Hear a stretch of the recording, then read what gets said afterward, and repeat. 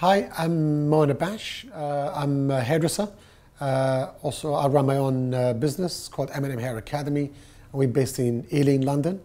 I'm also a fashion photographer, and I'm also a member of the Fellowship for British Hairdressers. I find with my work, especially with celebrities, I'm very conscious with their hair, with their image, especially when it comes to their hair, because of this, because of the paparazzi and because of all the sort of the weekly magazine that we're getting now. It's always sort of very, very important for them how they look from the minute they step out of their house or their apartment. It is very important that they look immaculate, whether from their makeup to their hair.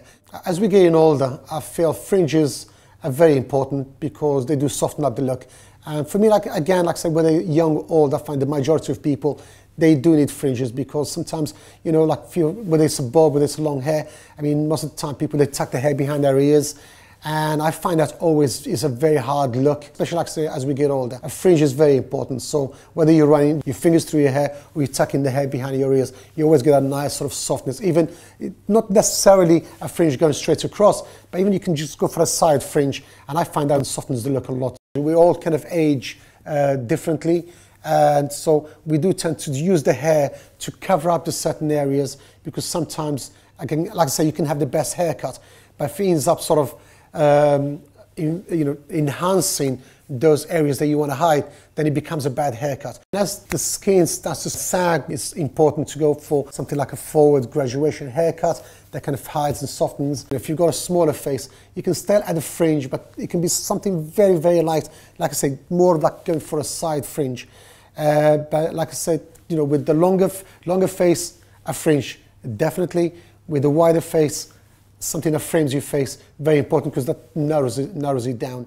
And normally our advice with sort of color is always as nice to go for few shades of colors, like eye highlights, or just blondes, mixture of a few different shades. It depends on what your base was. So if you were red, then we'd normally go with blondes and golds, kind of goldeny and chestnutty sort of shades to go in between the color of your shades, which also kind of blends in with the gray. Trying to sort of put a color all over your hair when you go in gray, you need to be sort of using that on a regular basis because within sort of 3 weeks, the roots will start to show. And if you're very conscious of that, it needs to be done sort of every 3 to 4 weeks maximum.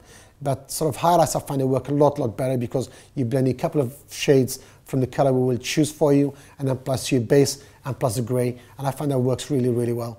And that's kind of really matches with your skin tone because it kind of all goes well together naturally.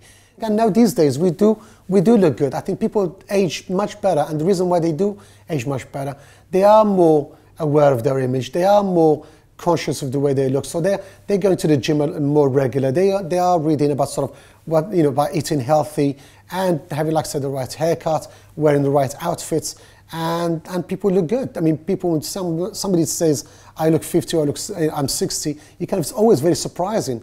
And the reason why I think people age in the past, because they felt they get to a certain age and they cannot sort of be seen they have to start acting their age.